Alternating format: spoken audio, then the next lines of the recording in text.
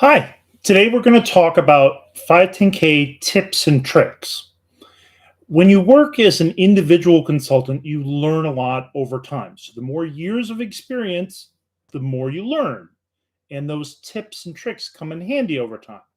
But when you have a consulting firm, now you have the collective knowledge of all the consultants on the team, and you even learn stuff from your clients over time as well. The more clients you have, the more consultants you have, the more years you're at it, the more valuable you become. So we have an unfair advantage. Our team, yes, it's only 11 people, but we do submissions all the time. So every week we submit something to the FDA, we learn something, and we can pass that knowledge on to you. So, one of the things we're starting to do is share tips and tricks. And for the next 2 weeks, I'm going to be traveling. It's not really convenient to do these live sessions on YouTube because I don't have my nice camera set up. So, instead, we're going to do this old school. We're pulling out the cell phone and we're just going to do a YouTube short. 60 seconds, you're going to get a YouTube video that says, here's a 510K trick or tip that will help you. And so yesterday I recorded one. So I'm going to give you 5 tips today. And please share these with people. If you find these valuable, share them with other people like them. If you have a question, any kind of question about 510Ks, put it in the comments below. And if it's something that we have a tip or a trick for you, I'll record a quick 510K tip or trick as a YouTube short, and I'll put a link for it in the comment below. So when you put your comment in there in my reply, I'll give you the link to the tip or trick that I recorded just for you to answer that question. So I'll give you the one I did yesterday, and then I'll give you 4 more. And if you've taken our 510K course, I think one of these might be in the course, but not all of these. So some of these are new. The one that we covered yesterday was from Bhumika Joyapa. Whenever we're doing an AI response, we try to keep it very organized, and the FDA loves tables. So what do? We create a table and we copy and paste in the first section of each deficiency, word for word, what the FDA told us was wrong. Then we have a response that says how we're going to fix that. So this is already one of the tips we've given before in our course on how to respond to AI responses, RTA responses. Anytime the FDA has a question, respond in a tabular format, copy and paste their question, and then give your response with a reference to any documents that are supporting information. But Bhumika took it one step further. She added a third row when we're developing this response memo. She had the task that we need to complete, so it keeps it all organized for the client. You don't do this all the time like we do. We do this every single week for multiple clients. You're trying to do this for your first time on your submission. So having somebody organize the task to address each deficiency really helps. And we have it right in the document.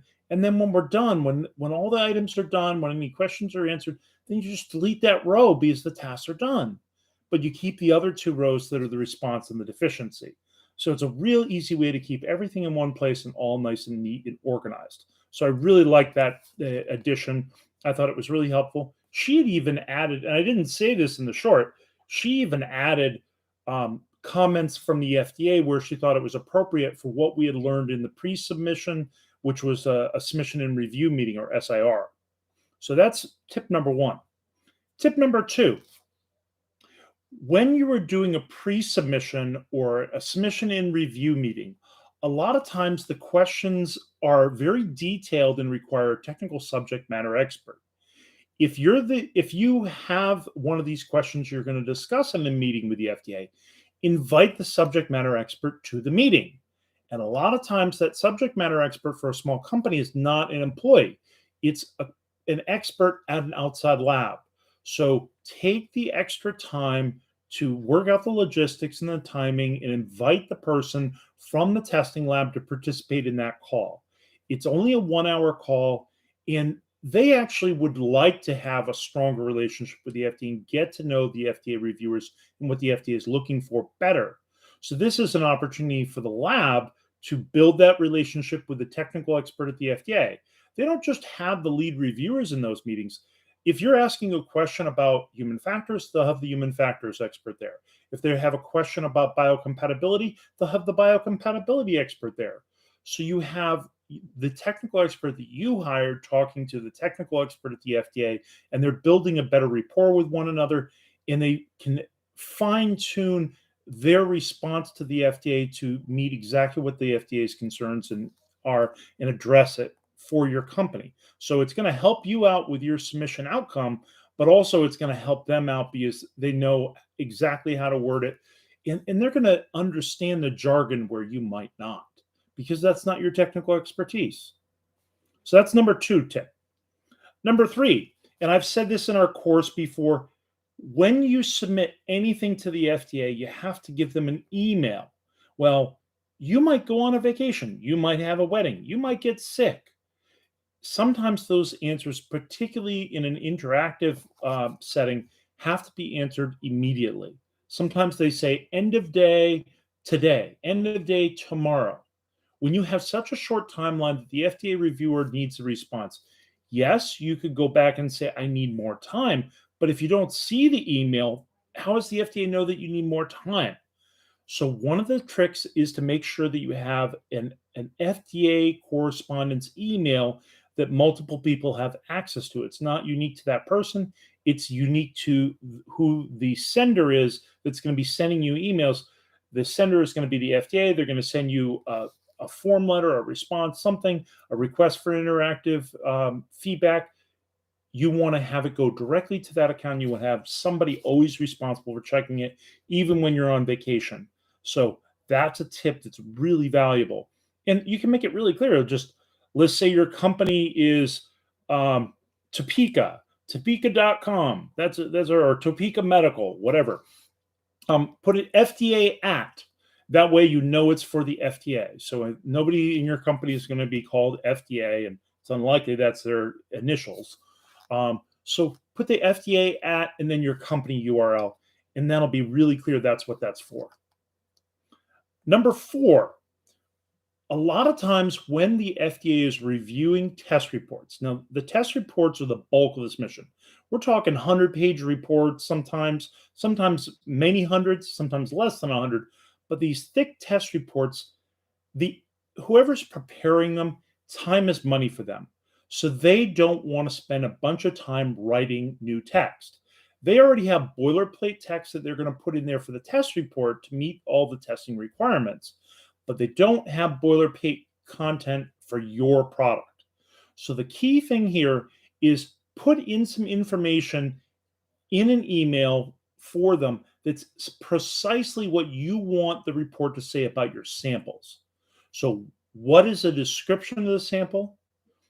Why was it worst case? What lot number was it? What size was it? How many did you provide? Those little details, those should be worded very clearly so the person can copy and paste it right into the report. You're just trying to save them time. You want to have it be very detailed and precise. They don't have time to write that, and they're not thinking about what the FDA needs to know about your samples. They're thinking you're going to do that in your submission. But if it's already in the report and it's consistent across all the reports, that'll really help you out. So write your description, include a picture, write the justification for why that's the worst case scenario, what lots it is, what lot numbers, what quantities, and then send that to the person and ask them to include it in the report in the device description section or the sample submission description. So that's really important. And you might have a unique description for certain tests, like biocompatibility. You might not be able to test the complete device because it's got electronics in there that would fail, and you might not have something that's resistant to ingress of the media they're doing the extraction with. So you got to take all the electronics out and build a special unit just for the biocompatibility testing, and that needs to be explained to the FDA. So that's tip number four. Tip number five, and this is one I actually gave one of my employees today. He was here preparing a submission, and he was at the last stage, and he needs the client's signature. Now that we're using these eSTAR submissions, we have an electronic signature that goes on the document. When you submit the document or the eSTAR to the client and they're going to sign this, you want to make a copy of that eSTAR before they sign it. Because once you sign it electronically with a secure signature, it locks the document. Now, yes, you can click on additional information at the beginning and do an additional information request. But if there was an error in the submission and you have to resubmit or change some things before you're doing an additional information request, you're not going to be able to do that. Also, you might want to do a future submission down the road, and you might want to just change a couple things. And if it's locked, you can't use that complete submission to copy and paste all the things over. For instance, if you're doing a special 510K, it'd be nice to have one without the signature on there so you can copy everything over as is and then just replace the documents that are attachments that have changed. So that will really help you with future submissions.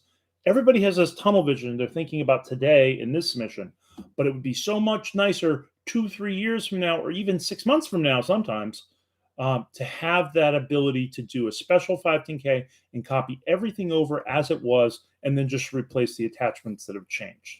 So there's my tips, 5 tips for you in one call. This is how to really help yourself out with 510Ks, little tips and tricks that we've learned along the way.